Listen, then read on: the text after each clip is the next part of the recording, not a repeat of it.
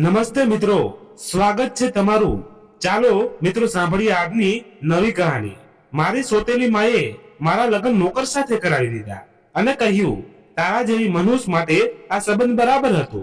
મેં આંસુ વહાવીને હનુમાન ચાલીસા વાંચી અને પ્રાર્થના કરી કે ભગવાન મારું નસીબ બદલી નાખ। નોકર મને તેના કાચા મકાનમાં લઈ આવ્યો, જ્યાં તૂટેલી ચારપાઈ પડી હતી।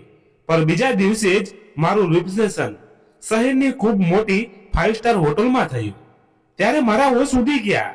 ત્યાં ઘરના નોકરો મારી આગળ પાછળ હતા અને મારી સોતેલી માં મારું તો જાણેનો જીવ નીકળી ગયો।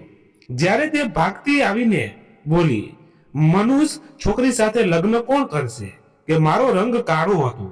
મારી સોતેલી માં નફરતથી બોલી। દરેક જણ મારી મજાક ઉડાવતા। જ્યારે મારી સોતેલી બહેનો ખૂબ સુંદર હતી। તેમના લગ્ન ઊંચા કુટુંબમાં થયા।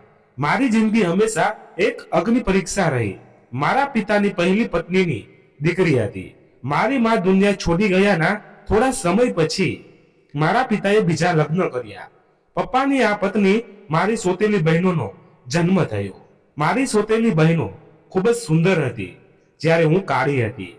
મારો કાળો રંગ જ મારું દુર્ભાગ્ય બની ગયો।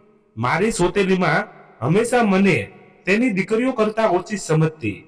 તે મારા અસ્તિત્વથી નફરત કરતી અને મને એક પોત તરીકે જોતી। જ્યારે પણ મેં સોતેલી માં અને સાવકી બહેનોના વર્તન વિશે મારા પિતાને ફરિયાદ કરી, ત્યારે તેમને હંમેશા લાચાર જોયા। મારાથી મારા પિતાની લાચારી જોવાતી નહોતી। તેથી મેં હવે ધીરજ રાખવાનું શીખી લીધું, કારણ કે તેઓ મારી સોતેલી માતાથી રડતા હતા અને ક્યારેય મારા હક માટે બોલતા નહોતા। તેમનો ડર હતો કે જો મારી સોતેલી માં ગુસ્સે થશે તો તે આ ઘર છોડીને જતી રહેશે। મારી સોતેલી બહેનો મારા કાળા રંગને કારણે મને ધિક્કાર ભરી નજરોથી જોતી। મારી સોતેલી માએ મને તેમના કરતા ઘણી નીચી રાખી હતી। મને મારા દુર્ભાગ્ય પર રડવું આવતું, પણ હું મારા આંસુ રોકી લેતી, કારણ કે આ દુનિયામાં મારા આંસુ જોનાર કોઈ ન હતું। મેં જ્યારથી હોશ સાંભળ્યા ત્યારથી દરેક સંબંધ માટે ઝંખતી રહી। પિતાની પર પોતાના બીજી પત્નીની કોશ કરવા માટે મોં ફેરવી દીધું। તેઓ પોતાની બીજી દીકરીઓ પર તો જેવો રહેતા, પણ મારા માટે તેમના પ્રેમ ફક્ત એક જંગના બની ગઈ। મારા પિતાજી જ્યારે મારી સોતેલી બહેનો માટે સારા કપડાં લાવતા, ત્યારે હું આતુર નજરોથી તે કપડાને જોતી જે મારા નસીબમાં નહોતા। ઉલટું હું મારી સોતેલી બહેનોના ઉતરેલા કપડાં પહેરતી। કદાચ એ જ મારું નસીબ હતું। મારા નસીબમાં જે લખ્યું તેનાથી હું ખુશ હતી। કદાચ આ બધાની નફરતો જ મારી ભાગ્ય હતું। એક દિવસ હું બધા માટે રસ્તાઓમાં રસ્તો બનાવી રહી હતી। મારી સોતેલી બહેન જોરથી મને બૂમ પાડવા લાગી। બધું કામ છોડીને તેના રૂમ તરફ દોડી। ખબર નહીં શું આફત આવી ગઈ કે આ રીતે જોરથી ચીસો પાડી રહી છે। જ્યારે હું તેના રૂમમાં ગઈ ત્યારે તે કોઈ નોકરાણીની જેમ મારા પર ચીસો પાડતા બોલી, મેં તને કહ્યું હતું ને કે મારા કપડાં ઇસ્ત્રી કરી દેજે। મને કોલેજ માટે મોડું થઈ રહ્યું છે, પણ તું તો તારી મરજી મુજબ જ કરે છે, કોઈનું ક્યાં સાંભળે છે। નરમાશથી બોલી। હું રસોડામાં નાસ્તો બનાવી રહી હતી। મને યાદ ન રહ્યું, હું હમણાં જ કપડાં ઇસ્ત્રી કરી દઉં છું। તો તે ગુસ્સાથી બોલી, હવે ઊભી મારું મોં શું જુએ છે? જા જલ્દી આ કપડાં ઉઠ અને જે ઇસ્ત્રી કર। લાવ તે કપડાં ઉઠાવી અને ઇસ્ત્રી કરવા લાગી। આટલી વારમાં માં સોતેલી માં મને અવાજ આપતા બોલી, આજે આ ઘરમાં મને નાસ્તો મળશે કે નહીં? આ છોકરી તો કોઈ કામની નથી। મેં અવાજ આપતા કહ્યું, જી બસ હમણાં જ નાસ્તો લઈને આવું છું। હું ઉર્મિલાના કપડાં ઇસ્ત્રી કરી રહી હતી એટલે નાસ્તામાં મોડું થયું। મારી સોતેલી માં નફરત ભરી નજરોથી મારી સામે જોતા બોલી, તે ક્યારેય કઈ કામ સમયસર કર્યું ખરું? કામ કરતી વખતે એવા નખરા કરે છે જ્યારે કોઈ મહારાણી હોય। હું આંખોમાં આંસુ સાથે પાછી રસોડામાં આવી ગઈ।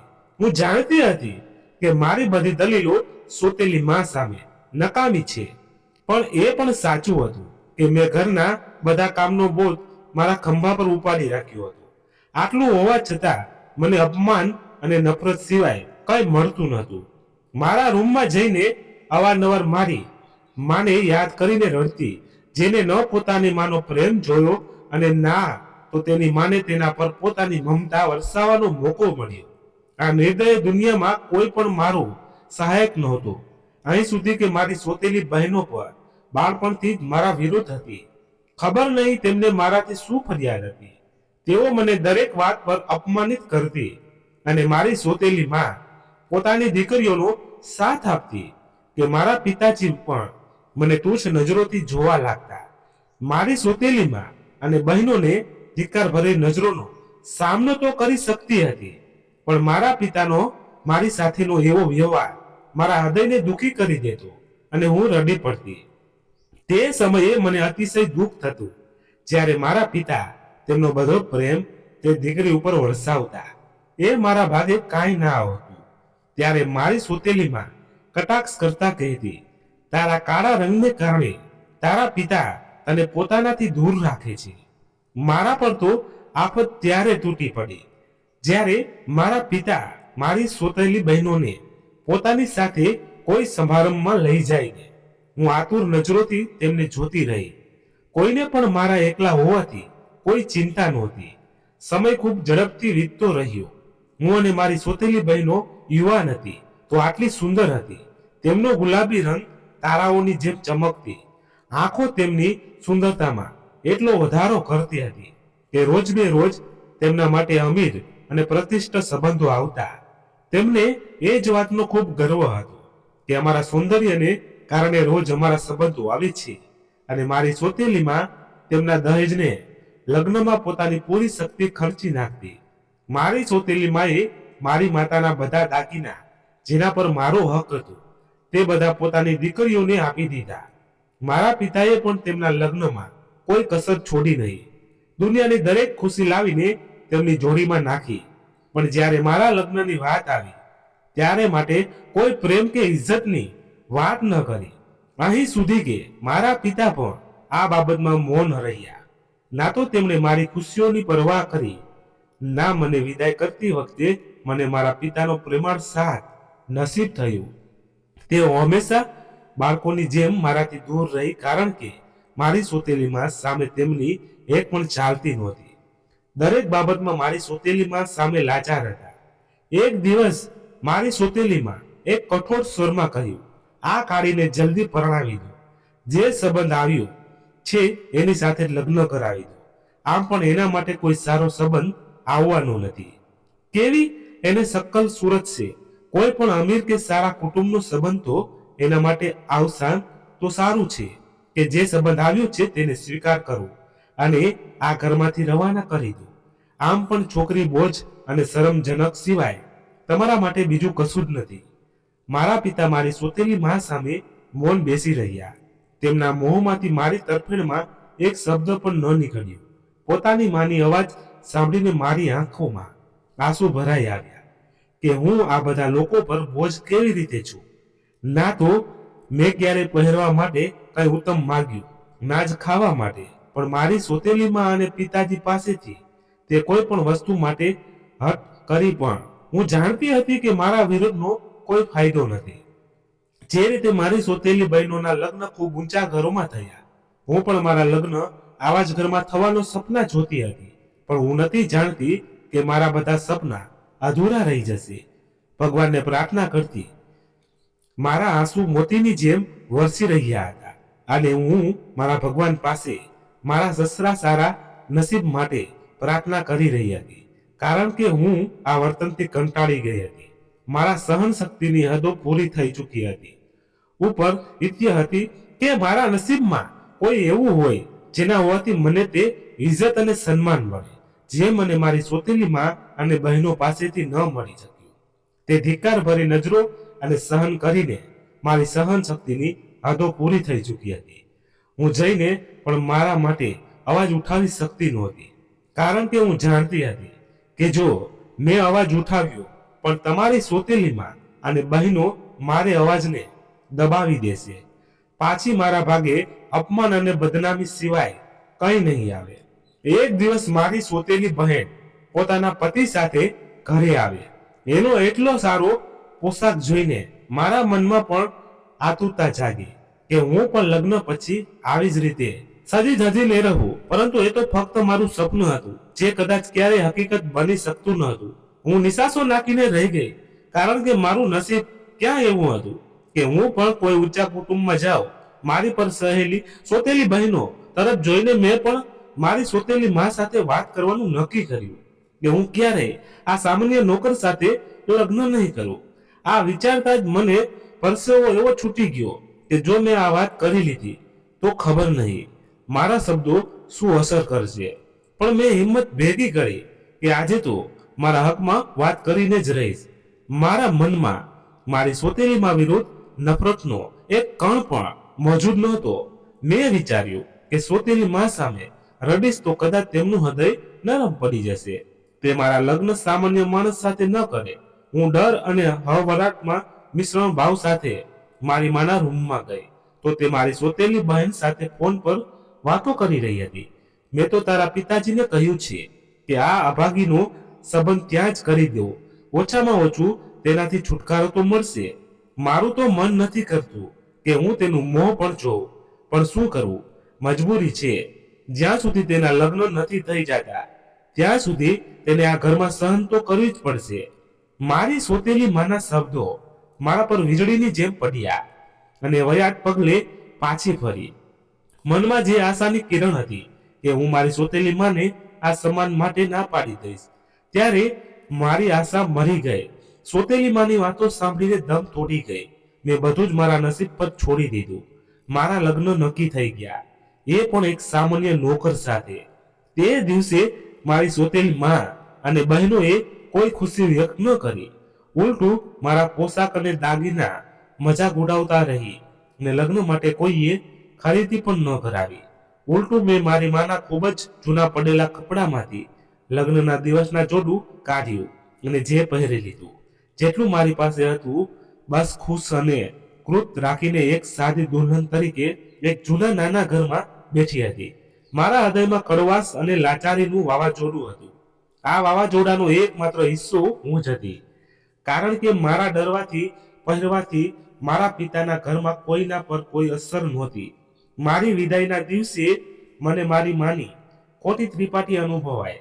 તે દિવસે જે દુલ્હન માટે ખૂબ જ ખાસ હોય છે, તે દિવસે મારા માટે સામાન્ય દિવસો કરતા વધુ પીડાદાયક હતું, કારણ કે કોઈ પણ મારી ખુશીમાં ખુશ નહોતું. ના મારી સોતેલી માં બહેન, જેની ખુશી મારા માટે સૌથી વધુ પ્રિય હતી, તે મારા પિતા, જેમણે મને એવો પણ અહેસાસ ન કરાવ્યો કે તેમનો સાથ મારા પર છે. મારા હૃદયમાં હજારો અધૂરી ઈચ્છાઓ દબાવીને તે નિર્દય લોકોના પંજામાંથી નીકળીને એક સામાન્ય ઘરમાં આવી ગયો. લગ્નની રાત્રે મારા પતિ રૂમમાં આવ્યા. નજર ચુરાવીને તે જૂના રૂમમાં બેઠી હતી. મારા દિલમાં ખુશી અને આનંદ કંઈ ન હતો, જ્યારે મારા પતિની આંખો મારા માટે ચમક અને પ્રેમ હતો, જે કદાચ મારી જિંદગીમાં પહેલીવાર કોઈએ આપ્યો હતો.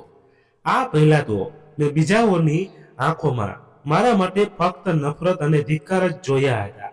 તેમણે મારો હાથ પકડતા કહ્યું, મારી શહેજાદી, તું દુનિયાની સૌથી સુંદર સ્ત્રી છે. તેમના શબ્દો મારા હૃદયને પર ઊંડી છાપ છોડી ગયા, પરંતુ હું હજી મારી કિસ્મતથી ખુશ નહોતી. મને લાગ્યું કે આ શબ્દ મારા માટે નહીં, પણ કોઈ સુંદર અને ગોરી રંગવાળી છોકરી માટે હોવા જોઈએ. જ્યારે હું તો સામાન્ય શકલ સુરત અને કાળા રંગની હતી, પણ હવે લગ્ન પછી, કારણ કે મારા પતિ જ મારું બધું હતા, તો તેમની આવી રીતે વખાણ કરવાની રીત મને ખૂબ ગમી. તેના શબ્દોએ મારા કાનોમાં મધુરતા છોડી ગયા. તે દિવસે મને મારા પતિના વખાણ કરવાને કારણે એવું લાગ્યું જાણે હું દુનિયાની સૌથી સુંદર છોકરી છું. સૌંદર્યની સુંદરતા મારા પર આવીને સમાપ્ત થાય છે. મારી આંખોમાં ખુશીના આંસુ આવી ગયા. મારા પતિ પોતાની આંગળીઓના ટેરવા પર પડ્યા આંસુ આ રાખતા બોલ્યા, આ આંસુ તારી આંખોમાં ફરી ક્યારેય ન આવે, કારણ કે મારા માટે આ ખૂબ જ કિંમતી મોતી છે, જેનું હું કાર્ય વિફળ નહીં દઉં. હું તને વચન આપું છું, હું તારા વીતી ગયેલા જીવનમાં થયેલા બધા દુઃખનો ઉપચાર કરીશ. તારા આવનારા મારા જીવનને ખુશીઓથી ભરી દઈશ. મને મારા પતિની આ વાતોથી ખૂબ મનોબળ મળ્યું. હું ખુશ હતી કે કદાચ મારું આવનારું જીવન ખુશીઓથી ભરેલું હશે, પણ મને ખુશીઓ નસીબ થશે જેના માટે હું આજ સુધી ઝંખતી હતી. મારા પતિ સાથે મારી એક નવી જિંદગી શરૂ થઈ ચૂકી હતી, જેમાં હું મારા પતિ સાથે હું હદ સુધી ખુશ હતી. મારા હૃદયમાં એક ખાલીપો હતો. મારા પતિના ઘરમાં પગ મૂકતા જ મેં તેના નાના નાના તૂટેલા ફૂટેલા મકાનને જોયું. કાચા ફર્શ પર જૂનું ફર્નિચર અને દિવાલો પર ફેલાઈ રીતે ઈરાદો મને અહેસાસ કરાવ્યો કે આ ઘર મારી જૂની જિંદગી કરતા પણ વધારે મુશ્કેલ છે. પણ મારા પતિની વાતોથી લાગતું હતું જેમ મારી આવનારી જિંદગીમાં એ મુશ્કેલીઓ અને પરેશાનીઓ નહીં હોય જે હું મારી પહેલી જિંદગીમાં જોઈ ચૂકી હતી. મારા પતિ અને મારા સિવાય આ ઘરમાં બીજું કોઈ ન હતું. બીજા દિવસે મારા પતિએ 5 સ્ટાર હોટલમાં રિસેપ્શન રાખ્યું અને સોતેલી માં અને બહેનની આંખો આશ્ચર્યથી ફાટી ગઈ ને પતિને ધીમેથી પૂછ્યું કે આટલી સરસ વ્યવસ્થા તમે કેવી રીતે કરી? મારા પતિએ કહ્યું કે તારે ચિંતા કરવાની જરૂર નથી, આ બધું હું તને પછી જણાવીશ. મારી સોતેલી માં મારા નસીબ પર આશ્ચર્યચકિત હતી કે બધું કેવી રીતે થઈ ગયું. અમારું રિસેપ્શન ખૂબ જ ભવ્ય રીતે થયું અને પછી બધા પોતપોતાના ઘરે ગયા. બીજા દિવસે મેં પતિને ફરીથી પૂછ્યું પણ તેઓ મારી વાતને ટાળતા રહ્યા. પોતાની હાલની સ્થિતિને તૂટેલું ફૂટેલું ઘર, પોતાની આર્થિક સ્થિતિનો જીવન પુરાવો આવો હતો, જ્યારે મારા પિતાનું ઘર તો તેના કરતા લાભજનક સારી સ્થિતિમાં હતું. ત્યાં હું નોકરાણીઓની જેમ રહેતી, પણ મારા પતિનું ઘર પોતાની ખરાબ હાલતમાં હોવા છતાં પણ મને અહેસાસ કરાવતો હતો કે હું ત્યાંની માલિક છું. આ ફક્ત મારી જ હુકુમત છે. ઘરની હાલત સુધારવાનું નક્કી કર્યું અને મારા પતિને બોલી, તમને નથી લાગતું કે આપણે આ ઘરને વધુ શારીરિક સ્થિતિમાં બનાવવું જોઈએ? મારી વાત સાંભળીને મારા પતિ સ્મિત કર્યાને બોલ્યા, મારી શહેજાદી, હવે તું આવી ગઈ છે ને, તારા આવવાથી આ ઘર સંપૂર્ણ થઈ ગયું. સમય જતાં આપણે તેને નવું બનાવી પણ લઈશું. અત્યારે તું તારી જાતને આ ઘરમાં ગોઠવી લે. હું જાણું છું કે આ ઘર તારા પિતાના ઘર જેવું બિલકુલ નથી, પણ થોડા સમય ધીરજ રાખ. હું તારી ઈચ્છા મુજબ આ ઘર એક દિવસ ચોક્કસ બનાવીશ. હું બોલી, ખરેખર આ ઘર મારા પિતાના ઘર જેવું બિલકુલ નથી, કારણ કે અહીં મારે કોઈની કઠોળ વાતો તો સાંભળવી પડતી નથી અને ના તો મારા કાનને કારણે મને કટાક્ષથી અપમાનિત કરવામાં આવે છે. મારા પતિ મને પ્રેમથી જોતા બોલ્યા, કઈ મારી નજરથી જોઈએ તો તેને ખબર પડે કે તું કેટલી સુંદર છે. હું સ્મિત કરતા મારા પતિ તરફ જોવા લાગી. આ તો તમે ફક્ત મારું મન રાખવા માટે કહો છો. તો તે બોલ્યા, હું માણસની બહારની સુંદરતાનો પક્ષપાત નથી. સુંદરતા માણસની અંદર હોવી જોઈએ, જે તારામાં છે. તમારામાં આ ગુણના કારણે હું પોતાના ભાગ્યશાળી સમજુ છું, કારણ કે તમે બીજી છોકરીઓ કરતા ખૂબ અલગ છો, ખૂબ નિર્દોષ અને સાદી છો. તારી આ નિર્દોષતાએ મારું દિલ જીતી લીધું. આટલા વખાણ પૂરતું છે કે મને વધુ વખાણ કરીને જમવાનું મળશે કે તમારા પતિ મોટો અટાસ કરી જશે. હસવા લાગી. હું મારા પતિને ઘૂરતા બોલી, જમવાનું તૈયાર છે, તમે જ મને વાતોમાં લગાવો છો, નહીં તો જમવાનું તો ક્યારનું તૈયાર છે. મારા પતિ મારો હાથ પકડતા બોલ્યા, ચાલ તો આજે આપણે પણ જોઈએ કે અમારી મિસિસ અમારા માટે કેવું જમવાનું બનાવ્યું છે. હું હસતા બોલી, પ્રેમથી બનાવ્યું છે તો સારું હશે. મારા પતિ જે મહેનતોને સાદા માણસ હતા, તેમણે મારા માટે હૃદયમાં સન્માન અને પ્રેમને સમૃદ્ધ છુપાવડાવી રાખ્યો. તો મારી સાથે અત્યંત પ્રેમથી વધતા, ક્યારે મારી સાથે ઊંચા અવાજે વાત પણ ન કરી. હંમેશા મને શહેજાદી કહીને બોલાવવાનો તેમનો નિયમ હતો, પરંતુ મારું હૃદય હજી તેમનો પ્રેમને સ્વીકારી શકતું નહોતું, કારણ કે હું મારી જિંદગીમાં મારા માટે આટલા કડવા અને અપમાનજનક શબ્દો સાંભળી ચૂકી હતી કે જ્યારે મને મારા પતિ પ્રેમભર્યા શબ્દોથી બોલાવતા તો તે શબ્દો મારા દિલ પર કોઈ તીરની જેમ ખૂંચતા. અને દિવસે મેં તેમને પૂછ્યું, તમે મને શહેજાદી કેમ કહો છો? હું તો એક સામાન્ય છોકરી છું, ના તો સુંદર કે ના કોઈ ખાસ. તો તે હસે અને બોલ્યા, તારા ચહેરા કરતા પણ સુંદર તારું હૃદય છે. જે દિવસે તે પોતાના તારા અંદરથી જોઈશ ને, તે દિવસે આ વાત સમજી જઈશ. હું આશ્ચર્યચકિત હતી કે કોઈ આટલા પ્રેમથી એક સામાન્ય છોકરીને કેવી રીતે જોઈ શકે છે. મારી સોતેલી માં અને બહેનોનું વર્તન હજી પણ મારી સાથે એવું હતું. તેઓ મારા પર કટાક્ષ કરતી રહેતી. જ્યારે ક્યારેક તેમનો મારો સામનો થતો તો મને એક તિરસ્કાર અને નફરત ભરી નજરથી જોતી કે તે જોયું તારો પતિ તને રાજકુમારી કહે છે, પણ હકીકતમાં તો તું એક નોકરાણી જેવી દેખાય છે. જો ખરેખર તે તને રાજકુમારી સમજતો હોત તો તે તને કોઈ મહેલ જેવા બંગલામાં રાખત, નહીં કે આ કાચા અને તૂટેલા ફૂટેલા મકાનમાં. તેના શબ્દો મારા હૃદયને ઘાયલ કરતા, પણ મેં ધીરજ રાખવાનું શીખી લીધું. કોઈની વાતોનો કોઈ જવાબ ન આપતી, એ વિચારતી કે સમય સૌથી સારો જવાબ આપે છે. પ્રપત્તિ મારા સપના પૂરા કરવાનો નિશ્ચિત કરી લીધો. તેઓ મને શિક્ષણ આપવા માંગતા હતા, જેથી હું મારા પગ પર ઊભી રહી શકું. એક દિવસ તેઓ મને બોલ્યા, હું ઈચ્છું છું કે તું તારું ભણતર ફરીથી શરૂ કર. મારા પતિની આ વાત સાંભળીને હું મૌન રહી, કારણ કે ભણતરનો આ ક્રમ તો ખૂબ વહેલા જ મારાથી છૂટી ગયો હતો. મારી સોતેલી માએ મને શાળાએ જવા પર પ્રતિબંધ લગાવી દીધો. ત્યારે તેમની પોતાની દીકરીઓએ ખૂબ સારી શાળાઓમાં શિક્ષણ મેળવ્યું. ભૂતકાળની યાદોમાં સરી પડી. મારા પતિએ જ્યારે મને ફરીથી પૂછ્યું ત્યારે ભૂતકાળની યાદોમાંથી બહાર આવી. તેમની ઈચ્છા હતી કે હું મારી યોગ્યતા સાબિત કરું અને દુનિયાને બતાવું કે એક સ્ત્રીનું સ્નાન તેની બાહ્ય સુંદરતા પર આધારિત નથી હોતું. મેં પણ તેમના નિશ્ચયનું સન્માન કર્યું અને ફરીથી શિક્ષણ ક્ષેત્રે પોતાને સાબિત કરવા માટે ઝંપલાવ્યું. આ દરમિયાન મારા પતિએ મારો સાથ આપ્યો. તેઓ મને દરેક પગલે એટલે આ વાતનો વિશ્વાસ અપાવતા કે હું તારી સાથે છું. એક દિવસ તેમણે મારા માટે એક નાનું ભેટ લાવ્યા. તે પુસ્તક હતું.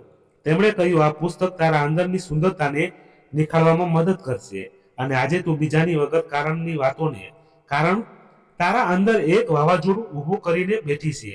તે વાંચવાથી તારા અંદરને વાવાઝોડાને શાંત થઈ જશે. મેં તે પુસ્તક વાંચવાનું શરૂ કર્યું તો તેનો દરેક શબ્દ મારા હૃદયની ઊંડાઈમાં ઉતરતો ગયો. આ પુસ્તક વાંચવાથી મેં અનુભવ્યું કે મારી જિંદગીનો ઉદ્દેશ્ય ફક્ત બીજાને ખુશ કરવાનો નહીં, પણ પોતાને ઓળખવાનું અને સુધારવાનું છે. તે દિવસથી મેં મારી જિંદગીમાં નવી આશાઓની જગ્યા આપવાનું શરૂ કરી દીધું અને નિરાશાઓને મારી જિંદગીમાં ફેંકી દીધી. તે દિવસે મેં નિર્ણય કર્યો કે હું મારું સન્માન અને પ્રેમને મારી યોગ્યતાના આધારે મેળવીશ. મારા પતિએ મારા અંદર એ ચેતના પેદા કરી કે એક મજબૂર સ્ત્રી આ સમાજને બદલી શકે છે. મારી જિંદગીમાં એક વિચિત્ર પરિવર્તન આવી રહ્યું હતું. પતિના પ્રેમ અને હિંમતે મને વિચારવામાં મજબૂર કરી દીધું કે કદાચ હું પણ કંઈક બની શકું છું, મારા માટે કંઈક કરી શકું છું અને મારી જિંદગીને ઉત્તમ બનાવી શકું છું. પણ આ સફળ એટલી સરળ નહોતી જેટલી હું વિચારી રહી હતી. દિવસે મારા પતિએ મને કહ્યું, જો તું ઈચ્છે તો હું તને ભણવા માટે કોઈ સંસ્થામાં દાખલ કરાવી શકું છું. હું આશ્ચર્યથી મારા પતિ તરફ જોવા લાગી. તે મારા હાથ પર હાથ મૂકીને મને દિલાસો આપતા બોલ્યા, તારું શિક્ષણ તને એ સ્થાન અપાવશે જેની તું હકદાર છે. આ વાત મારા માટે આશ્ચર્યજનક હતી. શિક્ષણ મારી જેવી છોકરી માટે પહેલા તો હું ડરી ગઈ. શું હું ખરેખર આ બધું કરી શકું છું? પણ તેમણે હિંમત અને પ્રેમે મને હિંમત આપી. તેમણે પોતાના સામાન્ય સાધનો હોવા છતાં મારા માટે એક સ્થાનિક શાળામાં દાખલો કરાવી દીધો. મારા મનમાં એક વિચિત્ર જ ખુશી અને ડરનો મિશ્રણ ભાવ હતો. પણ જેવું જે મેં ભણવાનું શરૂ કર્યું અને ખબર પડી કે આ દુનિયા કેટલી સુંદર અને વિશાળ છે. શિક્ષણ માણસની અંદરની સુંદરતાને ઉજાગર કરે છે, ના કે બાહ્ય સુંદરતાને. આમ મેં તે દિવસે જાણ્યું. મારા શિક્ષણના સફળને ન તો મારી સોતેલી માએ સ્વીકાર્યું અને ના મારી બહેનોએ. તેમના કટાક્ષ ભરી આ વાક્યો મારા નકામા કાનોમાં ગૂંજતા રહેતા. હવે આ કાળી છોકરી ભણશે, શું કરશે? કંઈ નહીં. બદલાય બે કોળીનો માણસ પણ એના માટે કંઈ નહીં કરી શકે. પોતે જ અપમાન થઈને થાકીને બેસી જશે, કંઈ નહીં કરી શકે. આ બંને મારી સોતેલી માં અને બહેનોની આ કટાક્ષ મારી વાતો હું મારા માટે તો સહન કરી લેતી, પણ મારા પતિ માટે સહન કરવી માટે ખૂબ જ મુશ્કેલ હતી. તેમના શબ્દો મને તોડવાની કોશિશ કરતા, પરંતુ મેં તેમને મારી તાકાત બનાવી લીધી અને પ્રતિજ્ઞા લીધી કે એક દિવસ તેમને હું કંઈક કરીને બતાવીશ. એક દિવસ હું પુસ્તક વાંચી રહી હતી. મારી સોતેલી બહેન બોલી, તારા જેવી છોકરી સપના જોવાનું બંધ કરી દે. આ બધું તારી કાબુની બહાર છે. પરંતુ આ વખતે હું મૌન ન રહી. મેં સ્મિત કરીને જ કહ્યું, જો એક દિવસ આ સપના મારી હકીકત બનશે અને તે દિવસે મારા માટે સૌથી મોટો દિવસ હશે. તે હસતા કટાક્ષ કરતા લાગી, તારી હકીકત એ જ છે કે તારો રંગ કાળો છે અને તું બે કોળીની નોકરની પત્ની છે. આનાથી આગળ તારી કોઈ ઓકાત નથી. અને આજે તું પોતાના સપનાઓની હકીકતનું સ્વરૂપ આપવા માંગે છે. તે ક્યારેય શક્ય નથી બને. તું હંમેશા ત્યારે જ રહીશ જ્યાં તું અત્યારે ઊભી છે. મારી સોતેલી બહેનની વાતોએ મને ખૂબ નિરાશ કરી. તે હિંમત જે મારા પતિ આપી હતી ફીરની જેમ એમ બેસવા લાગી. તમારા પતિ નફક તેને વધારી, પરંતુ મારી સાથે મારી શૈક્ષણિક પ્રવાસમાં મારી હિંમત વધારીને ભાગીદાર પણ બની ગઈ. તેઓ રાત્રે મોડે સુધી મારી સાથે બેસીને અભ્યાસમાં મદદ કરતા, મારા પ્રશ્નોના જવાબ અને દરેક સફળતા પર મને દાદ આપતા, હિંમત આપતા. તેઓ કહેતા કે તું આ કરી શકે છે. આ જ હિંમતના આધારે હું વધુને વધુ સારું કરતી ગઈ. તેમાં હું સફળતાની સીડીઓ ચડવા લાગી. દરેક શેરી પર મારા પતિ મારી સાથે ઊભા રહીએ. ક્યારેક ક્યાં તેમણે મને એકલી ન છોડી, ઉલટું મારો પડસાયો બનીને મારી સામે ચાલતા. પછી પરીક્ષા આવી તો હું ખૂબ ડરી ગઈ. મને એવું લાગી રહ્યું હતું કે જીવનની બાકીની પરીક્ષાઓની જેમ હું આ પરીક્ષા પણ પાસ નહીં કરી શકું. પરંતુ મારા પતિએ કહ્યું કે વિશ્વાસ રાખ, તારામાં યોગ્યતા છે જે દુનિયા બદલી દેશે. અમારા પર તો તેમનો આ વિશ્વાસ જોઈને દરેક મેદાનમાં ઉતરવા તૈયાર હતી. મને મારા કરતા પણ મારા પતિ પર વધુ વિશ્વાસ હતો. ખરેખર જ્યારે પરિણામ આવ્યું તો હું ક્લાસની શ્રેષ્ઠ વિદ્યાર્થીઓની હતી. પાછળ મારી જિંદગીનું પહેલું પગલું હતું, જ્યાં મેં પોતાને ઓળખી કે ખરેખર હું પણ કંઈક કરી શકું છું. તે દિવસે મેં મારા પતિને કહ્યું કે તમે મને એ ઇજ્જત આપી જે કદાચ કોઈએ ક્યારેય ન આપી. હું વચન આપું છું કે એક દિવસ હું તમને ગર્વનો મોકો આપીશ. તેમણે સ્મિત કરતા જવાબ આપ્યો, પહેલેથી જ મારો ગર્વ છે, મારું માન છે. શિક્ષણના ક્ષેત્રમાં મારી સફળતાઓ ફક્ત મારા માટે મહત્વની નહોતી, પરંતુ મારા પતિ માટે પણ આ ગર્વની જ ક્ષણ હતી. તેમનો પ્રેમ અને ત્યાગે મને મજબૂત બનાવી. પરંતુ હવે સમય હતો કે હું મારા અસ્તિત્વને સાબિત કરું અને દુનિયા સામે મારું મહત્વ બનાવવાનું. કારણ કે હવે હું એ નબળી અને નિરાશામાં ઘેરાયેલી છોકરી નહોતી, પરંતુ એક મજબૂત અને હિંમતવાન છોકરી બની ચૂકી હતી, જેના માટે કંઈ પણ અશક્ય ન હતું. મારા લક્ષ્યમાં સફળ થતી જઈ રહી હતી અને સફળતાના સમાચાર આખા વિસ્તારમાં ફેલાઈ ગયા.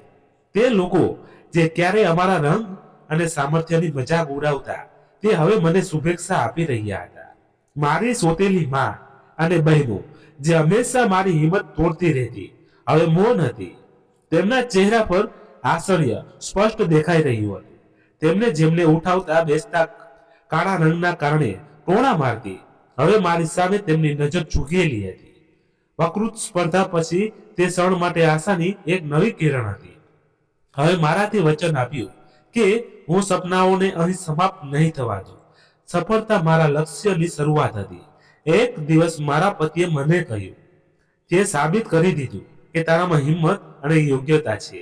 હવે સમય છે કે તું પોતાના સપનાઓને હકીકતમાં બદલવા માટે કંઈક મોટું કર, કંઈક એવું કરજે તારા સિવાય બીજાઓને પણ લાભ પહોંચાડે. તેમણે મારા હૃદયમાં એક નવું સપનું જગાડી દીધું. નિર્ણય કર્યો કે હું મારું શિક્ષણ પૂરું કર્યા પછી શિક્ષણ બનીશ. મારું સપનું હતું કે હું તે છોકરીઓ માટે પ્રકાશનો સ્તંભ બનું જેને સમાજ તુચ્છ સમજે છે. મારું આ સપનું જેટલું સુંદર હતું તેટલું જ મુશ્કેલ પણ હતું અને સાધનો મર્યાદિત હતા. અને મારી તો સોતેલી એ હંમેશાની જેમ મારા માર્ગોમાં મુશ્કેલી ઊભી કરવાની કોશિશ કરી, જેથી હું મારા જેવી છોકરીઓની અવાક બની શકું. કે એક દિવસ તેમને કટાક્ષ કરતા કહ્યું, શિક્ષક બનવાનું સપનું જોનારી આ કાળી છોકરી કદાચ પાગલ થઈ ગઈ છે. કોઈ તને સ્વીકાર નહીં કરે. તારા જેવા રંગની છોકરીઓ શિક્ષકને પણ નોકરાણી બને છે. તેમના શબ્દો મારા હૃદયને ઘા કરી ગયા. તેઓ મને હિંમત આપવાને બદલે આવા શબ્દોનો ઉપયોગ કરીને મને નબળી પાડવાની કોશિશ કરતા. પરંતુ મારા પતિ હંમેશા મારી સાથે ઊભા રહ્યા. તેમણે કહ્યું, લોકો તને રોકવાની ઘણી કોશિશ કરે, તારા માર્ગમાં ઘણી બધી મુશ્કેલીઓ પણ આવશે, પરંતુ તને તારા સપના માટે લડવું છે. બસ તું તે લોકોની વાતોને અવગણીને આગળ વધતી જા. સફળતા આપમેળે તારી તરફ વધશે. ભૂલી જા કે તારા જીવનમાં એવા પણ લોકો છે જે તારી સુંદરતાથી ખુશ નથી, પણ તને તોડવાની કોશિશ કરે છે. મારા શિક્ષણ માટે એ સ્કોલરશિપ માટે અરજી કરી. આ સ્કોલરશિપ એવા લોકો માટે હતી જેઓ મહેનતો અને પ્રતિભાશાળી હતા, પરંતુ આર્થિક સંસાધનોની અછત ન હતા અને પોતાના શિક્ષણ ચાલુ રાખવા માંગતા હતા. મારા પતિના આર્થિક સંસાધનોને ધ્યાનમાં રાખીને આ અરજી કરી હતી, કારણ કે વધુ મારા પતિની તકલીફ આપવા નહોતી માંગતી. મેં દિવસ રાત મહેનત કરી અને આખું ધ્યાન મારા અભ્યાસ પર કેન્દ્રિત કર્યું. ભગવાનને પ્રાર્થના કરતી રહી કે મારું આ સપનું પૂરું થાય. જ્યારે સ્કોલરશિપના પરિણામોને જાહેરાત થઈ ત્યારે મારું હૃદય ડર અને આશાની વચ્ચે હતું.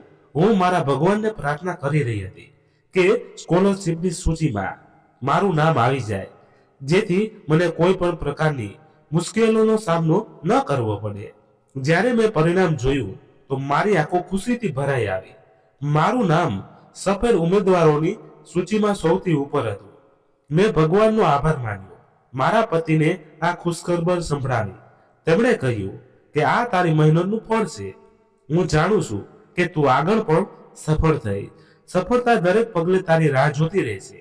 મારી આ સફળતા એ મારા મોહલ્લા અને કુટુંબમાં એક નવી ચર્ચા શરૂ કરી દીધી. મારી સોતેલીમાં જે હંમેશા મારી વિરુદ્ધ રહેતી તે હવે મૌન હતી. મારી બહેનો જેમના લગ્ન ઊંચા કુટુંબમાં થયા હતા તે મારી સામે સંકોચાઈને દેખાઈ. કદાચ તેમને અહેસાસ થઈ રહ્યો હતો કે શિક્ષણ રંગ અને દરજ્જો પર આશ્રિત નથી હોતું. મને અહેસાસ થયો કે જો માણસ મહેનત કરે તો તે કોઈ પણ વસ્તુ તેના સપનાના માર્ગમાં અવરોધ બની શકતી નથી.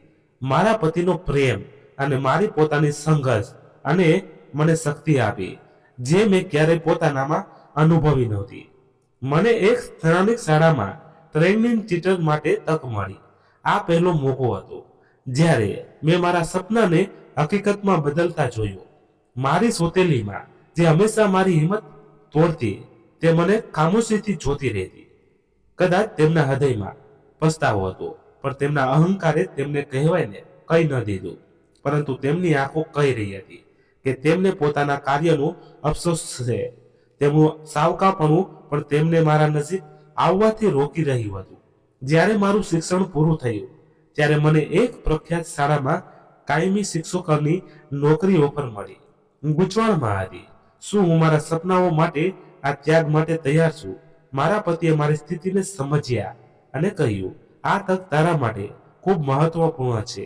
હું તને રોકીશ નહીં, બલકે તારા દરેક નિર્ણયમાં તારો સાથ આપીશ. અને જો તું ત્યાં જવા માંગતી હો તો ખુશીથી જા, અને તારા ત્યાં જવા પર કોઈ વાંધો નથી, કારણ કે હું તારા રસ્તામાં અવરોધ બનવા માંગતો નથી. વાત સાંભળીને મારું હૃદય ભરાઈ આવ્યું.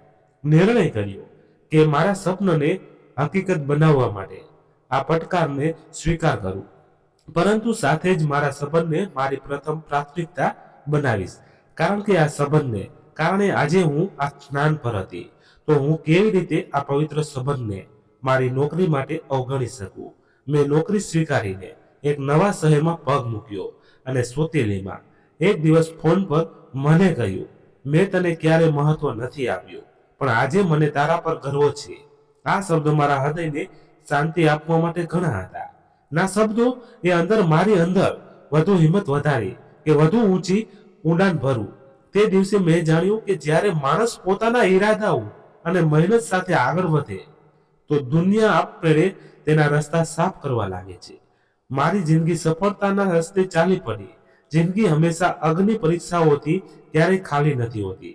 નવા શહેરમાં નોકરી પછી મેં ફક્ત મારા સપના પૂરા કરવાનો સફર ચાલુ રાખ્યો, બલકે ઘણા બાળકોના સપનાઓને પણ હકીકતમાં બદલવાનું માધ્યમ બની.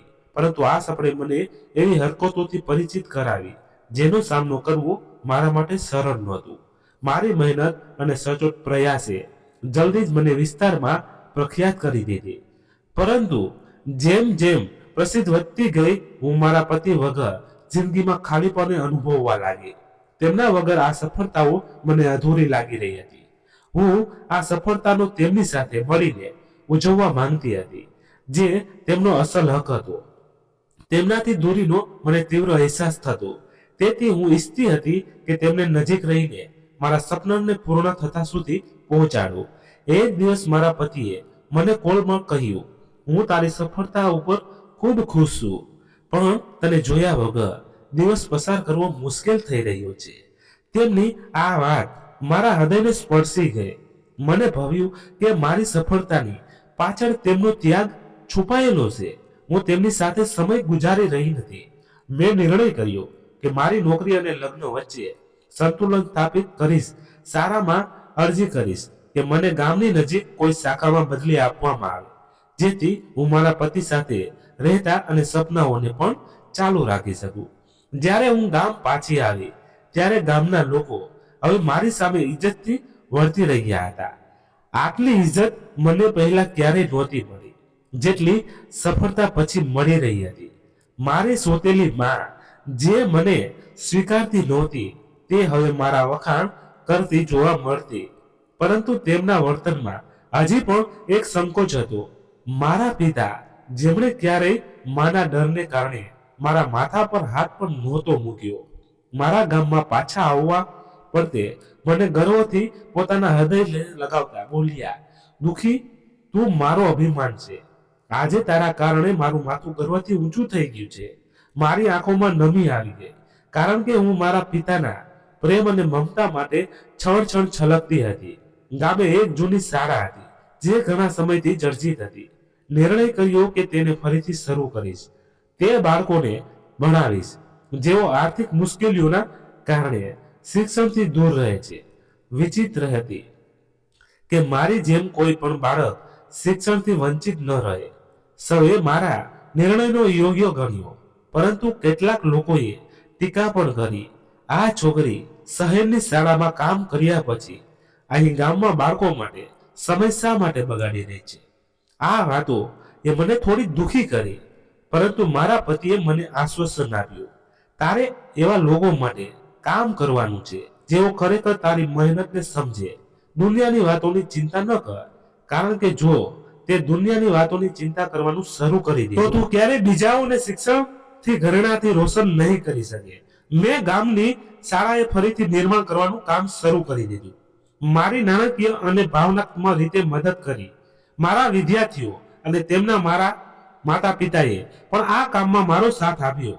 કેટલાક મહિનાઓથી અંદર શાળા ફરીથી ખોલી ગઈ અને તે બાળકો જેઓ ક્યારેય શિક્ષણ જેવા ઘરેણાથી વંચિત હતા તે શાળાના બેન્ચ પર બેઠેલા જોવા મળે છે.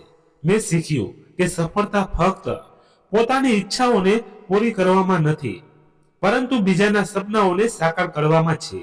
પરંતુ જીવનમાં ક્યારેક ખુશીઓ જોડા પહેલાથી ખુશીઓ હોય છે.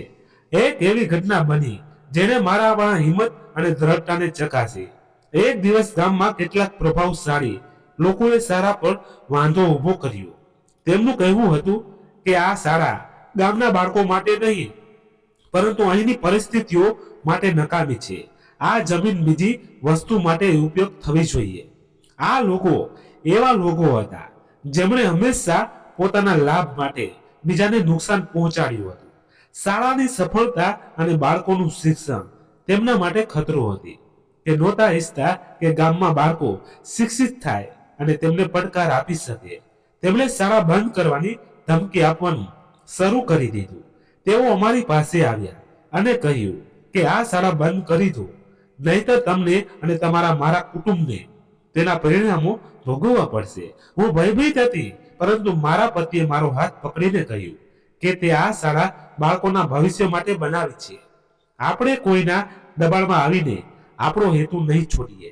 તું આ લોકોની ધમકીઓથી બિલકુલ પણ ચિંતા ન કર અને પોતાના હેતુ પર અડગ રહે. આ લોકો પોતે તારા રસ્તામાંથી હટી જશે. મેં ગામના વડીલો અને સ્થાનિક અધિકારીઓ સાથે વાત કરી અને તેમની સામે શાળાનું મહત્વ અને બાળકોના ભવિષ્ય માટે મારી વાત રજૂ કરી. પ્રભાવશાળી લોકોએ પોતાની ગેરકાયદેસર શક્તિનો ઉપયોગ કરીને મારી વિરુદ્ધ કેસ દાખલ કરાવી દીધો. આ સમય મારા માટે ખૂબ જ મુશ્કેલ હતો, પરંતુ મારા વિદ્યાર્થીઓ અને તેમના માતા પિતા અને મારા પતિએ મને હિંમત આપી. જ્યારે ગામના લોકોને ખબર પડી કે શાળાને બંધ કરવાની કોશિશ કરવામાં આવી રહી છે, ત્યારે તેઓ મારા હકમાં ઊભા રહી ગયા. તેમણે વિરોધ કર્યો અને સ્થાનિક અધિકારીઓને અરજી કરી કે શાળાને બચાવવામાં આવે. એક દિવસ ગામની એક વૃદ્ધ મહિલા મારી પાસે આવી અને કહ્યું કે દીકરી, તે મારા બાળકો માટે જે કર્યું છે તે કોઈ કરી શકે નહીં. તારી સાથે છીએ. તેમના શબ્દોએ મારા અંદર એક નવી હિંમત પેદા કરી. કેટલાક મહિનાઓની મુશ્કેલીઓ પછી અદાલતે શાળાના હકમાં નિર્ણય આપ્યો. આ નિર્ણયનો ફક્ત શાળાએ બચાવી બલકે ગામના લોકોને આ સંદેશ આપ્યો કે શિક્ષણનો હક કોઈ પણ કિંમતે છીનવી શકાતો નથી. આ નિર્ણય પછી શાળા પહેલા કરતા વધુ મજબૂત થઈ ગઈ. પ્રભાવશાળી લોકોએ પણ હવે પોતાની કોશિશો છોડી દીધી. આગની પરીક્ષાએ મને શીખવ્યું કે જો તમારો હેતુ પવિત્ર હોય અને તમારું મનોબળ મજબૂત હોય તો કોઈ પણ તાકાત તમને હરાવી શકતી નથી. મારા પતિ, વિદ્યાર્થીઓ અને ગામના લોકોના સમર્થનને મારા સ્વપ્નને વધુ શક્તિશાળી કરી દીધી. ગામ શાળાની સફળતા પછી મારા વિદ્યાર્થીઓમાં ઘણા બાળકો શિક્ષણના ક્ષેત્રમાં નોંધપાત્ર સફળતાઓ મેળવી રહ્યા હતા. તેમાંથી કેટલાક ડોક્ટર બન્યા, કેટલાક એન્જિનિયર અને કેટલાક પોતે શિક્ષક બનવાનો નિર્ણય કર્યો. તેમની સફળતા મારા માટે મારી જિંદગીનો સૌથી મોટો પુરસ્કાર હતો. આ એક એવી તબદીલી હતી જેનું સપનું મેં જોયું હતું. એક દિવસ મારા પતિએ મને કહ્યું કે તે ગામમાં જે રોશની ફેલાવી છે તે બીજા ગામ સુધી પણ જવી જોઈએ. આપણે શિક્ષણનો આ સંદેશ બીજા ગામો સુધી પણ લઈ જવો પડશે. મારા પતિનું આ સપન મારા હૃદયને સ્પર્શી ગયું, કારણ કે મેં આ સપન ખૂબ પહેલા જોયું હતું. અમે મળીને નિર્ણય કર્યો કે ગામની નજીક વધુ શાળાઓ ખોલીશું જેથી શિક્ષણની રોશની દરેક જગ્યાએ પહોંચે. અને અહેસાસ હતો કે અમે મારી જિંદગીને એવો હેતુ આપ્યો છે જે બીજાઓ માટે લાભદાયક છે. મેં ભગવાનનો ધન્યવાદ કર્યો કે તેણે મને બધું જ આપ્યું જે ત્યારે મારા માટે અશક્ય લાગતું હતું. જિંદગીમાં જો હેતુ પવિત્ર હોય અને ઈરાદો મજબૂત હોય તો કોઈ પણ શક્તિ તમને તમારા સપનોને સાકાર કરવાથી રોકી શકતી નથી. મારી જિંદગીનો સફળ આ વાતનો પુરાવો આપતો હતો કે નિષ્ઠા, પ્રેમ અને મહેનત કોઈ પણ અંધારાને રોશનીમાં બદલી શકે છે. સફળતાની ઊંચાઈઓ સુધી પહોંચવા માટે તમારો રંગ કોઈ મહત્વ નથી રાખતું. અમારી જીવનની યાત્રા એક સમૃદ્ધ અને અસફળ અંત સુધી પહોંચવું. મેં ફક્ત પોતાના સપનાઓને મેળવ્યા બલકે બીજાના સપનાઓને પણ હકીકતમાં બદલવાનું માધ્યમ બન્યું. આ જ મારી જિંદગીનો મૂળ હેતુ હતો. તો મિત્રો, આજની આ કહાની તમને કેવી લાગી કોમેન્ટ બોક્સમાં જરૂર જણાવજો. અને ગમી હોય તો લાઈક, શેર અને સબસ્ક્રાઇબ જરૂરથી કરજો, એટલે નવી નવી કહાની સાંભળવા મળતી રહે. તો ફરી મળીએ નવી કહાની સાથે. Thank you. Bye bye.